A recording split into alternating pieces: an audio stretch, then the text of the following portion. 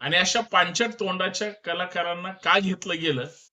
Big boss मराठीमध्ये 7वा ज्यावेळेस season येईल, माझी सूचना आहे त्यांना, गेम कळायला पाहिजे, डोक्याने गेम खेळला पाहिजे. बरेच जण गुडघ्याने गेम खेळतात आणि मग तोंड घेऊन बाहेर पडतात. पैलवान घेतला होता. कशासाठी घेतला, काय घेतला, ठीक आहे, सर्वसामान्य कुटुंबात नाही म्हणून घेतला, पण त्याचा असा विशेष काही नव्हतं. आणि विशेष काही नाही अशा लोकांना घेणं म्हणजे हा शुद्ध पांचटपणा आहे, असं माझं स्पष्ट आणि प्रामाणिक मत आहे. हे पांचट तोंडाचे लगेच बाहेर पडले आणि यांना म्हणजे त्यांचे कोण फॉलोअर्स असतील याच्यावर माझा विश्वासच नाही.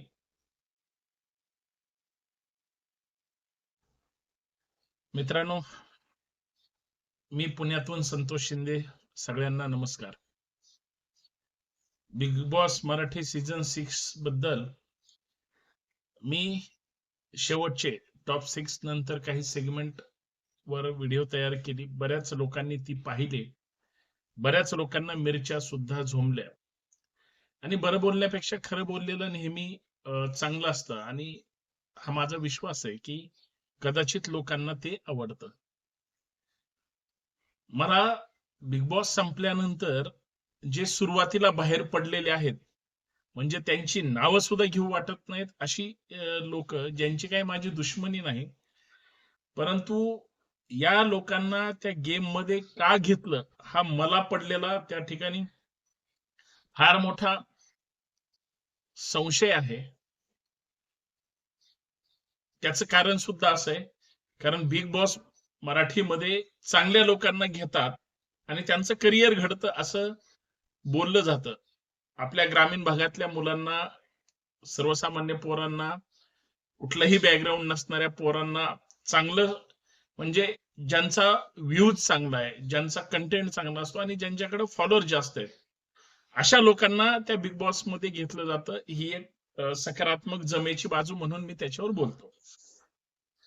मी आता काही बिग बॉस फायनलला ज्यावेळेस फायनल झाली आणि जे पहिले स्पर्धक होते ते बोलवले जातात, त्यातले 5-6 स्पर्धक म्हणजे गैरहजर होते. मी त्यांच्यावर बोलणार आहे, पण त्याची स्वतंत्र व्हिडिओ तुम्ही संध्याकाळी 5 वाजता पाहाच. अर्वाच्य भाषण, म्हणजे भाषेत बोलणारे, घाणेरडी भाषा वापरणारे, मग ते मुलगी असून सुद्धा म्हणजे कुणाचीही किंवा महाराष्ट्राची सुद्धा न काळजी करणारे असे दळभद्री स्पर्धक त्याच्यातले आले नाही. ही गोष्ट म्हणजे फायनलला उपस्थित नव्हते त्यांच्यावर मी बोलणार आहे, पण जे आले होते आणि ज्यांचा गेम नव्हता ते फायनल झाल्यानंतर मग एकमेकांच्या घरात, सागर कारंडेच्या घरी वगैरे गेले किंवा इकडं तिकडं बोंबलत फिरायला मुंबईत त्यांना मिळालं, म्हणून ह्या सगळ्या गोष्टी. तुम्ही म्हणाल असं का म्हणताय? हे बघा, गोड बोलून असं चांगले चांगले शब्द वापरून एखाद्याला फसवण्यापेक्षा रोखठोक स्पष्ट बोललेलं मला असं वाटतं की त्या माणसापर्यंत व्हिडिओ जाईल की जो त्याच्यामध्ये पार्टिसिपेट होता, म्हणजे बिग बॉस मध्ये. आणि ती म्हणजे काय म्हणू आपण त्याला, बाद चेहरे, गेम कळत नाही, टास्क कळत नाही, एका कोपऱ्यात बसायचं, फक्त खायलाच यायचं, प्रसिद्धी मिळती, आम्ही फार हुशार आहे. अरे तुम्ही पहिल्यांदा कसं काय बाहेर पडले, हा मला पडलेला प्रश्न आहे बरं का. तुम आता कोणीतरी एक जण बाहेर पडणार आहे हे मी समजू शकतो, पण इतके वीक कन्स्टे म्हणजे तुम्ही कंटिन्यू आणि कन्स्टिट ह्या सगळ्या गोष्टी करणं अपेक्षित आहे. सगळ्यात महत्वाचं की तुम्हाला तुमचा गेम दाखवता आला पाहिजे. ते काहीच तुम्ही जर करू शकत नसाल, सातत्य ठेवत नसाल, तर मग तुम्ही बाहेर पडणारच. आणि यांच्या म्हणजे चेहऱ्यावरून पण हे म्हणजे स्पर्धक वाटत नाही, त्यांच्या कृतीतून पण ते वाटत नाही. आणि मला अजून एक विश्वास आहे की ज्यांच्यामध्ये काही गेमच नसतो, ज्यांना खरंच काही कळत नाही, अशांना का घेतलं जातं, हा मला तर या सीझन मध्ये पडलेला प्रश्न आहे. ठीक आहे, शो आहे, रितेश विलासराव देशमुख बोलतोय म्हणल्यानंतर जो एक आत्मीयता जाणवते, तो होस्ट करतो म्हणून ते सगळं जोरात होतं, हे सगळं मान्य आहे.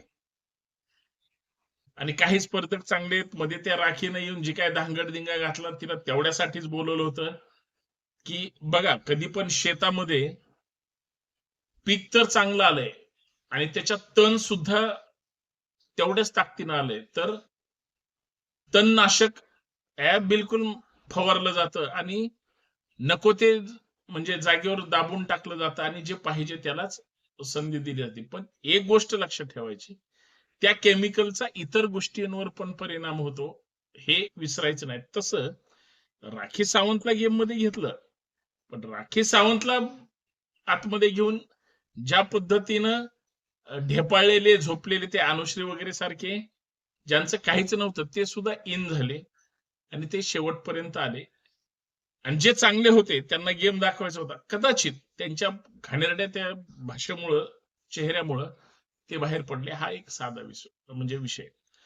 पण जे काही 4-5 जण सुरुवातीला बाहेर पडले होते, मग तो कुमावत असेल, कुमावतच्या त्या गँग मधले तो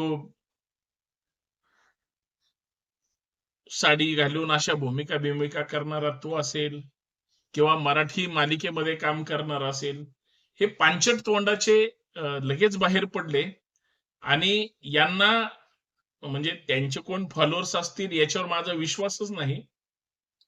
पण त्यांना मतदान सुद्धा कोणी केलं नाही, वोट सुद्धा कोणी केलं नाही. म्हणजे इतकी बेकार ह्यांची जर अवस्था करून ठेवली असेल त्या शो मध्ये, तर म्हणजे किती मोठी लाजिरवाणी गोष्ट आहे. आणि अशा पांचट तोंडाच्या कलाकारांना का घेतलं गेलं? बिग बॉस मराठीमध्ये 7वा ज्यावेळेस सीझन येईल, माझी सूचना आहे त्यांना, इतके दर्जेदार लोक घ्या, सामान्य घरातले घ्या किंवा तुम्हाला वाटतंय ते तुम्ही ठरवता समजा, पण पांचट तोंडाचे घेऊ नका. जे आता हे 2-4 जण होते, ती गायिका म्हणून उत्तम होती, परंतु ती म्हणजे असा जसा शिष्ट गेम खेळायची ना, म्हणजे जिला काहीच अक्कल नव्हती, ती सुद्धा हजर नव्हती. मी त्याच्यावर पण बोलणार आहे, तुम्हाला 5 वाजता ती व्हिडिओ पाहायला मिळेल. म्हणजे ही सगळी मंडळी काहीच कामाची नाहीत आणि अशांच्या पांचट लोकांच्या जीवावर बिग बॉस म्हणजे हिंदी बघा तुम्ही, दर्जेदार असतात आणि हिंदी मधले क्या देशातून वेगळे वेगळे असे गिने चुने टॉप क्लास घेतात.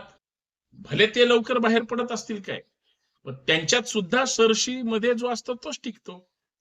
गेम कळायला पाहिजे, डोक्याने गेम खेळायला पाहिजे. बरेच जण गुडघ्याने गेम खेळतात आणि मग तोंड घेऊन बाहेर पडतात, याला काहीच अर्थ नाही.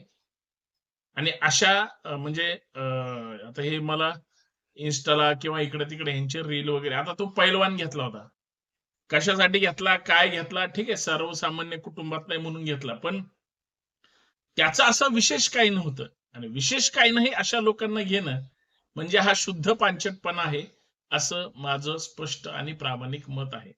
तुम्हाला काय वाटतं नक्कीच कमेंट करून सांगा. आणि पांचट लोकांना महाराष्ट्रातली मायबाप जनता का वोट करते? अजिबात अशा लोकांना वोट केलं नाही पाहिजे, हे माझं रास्त मत आहे. तुम्हाला पटत असेल कमेंट करून खरंच सांगा. धन्यवाद. मनोरंजन आहे आणि त्याच्यावर माझी समीक्षा आहे, त्याच्यामुळं त्याचा स्वीकार करावा.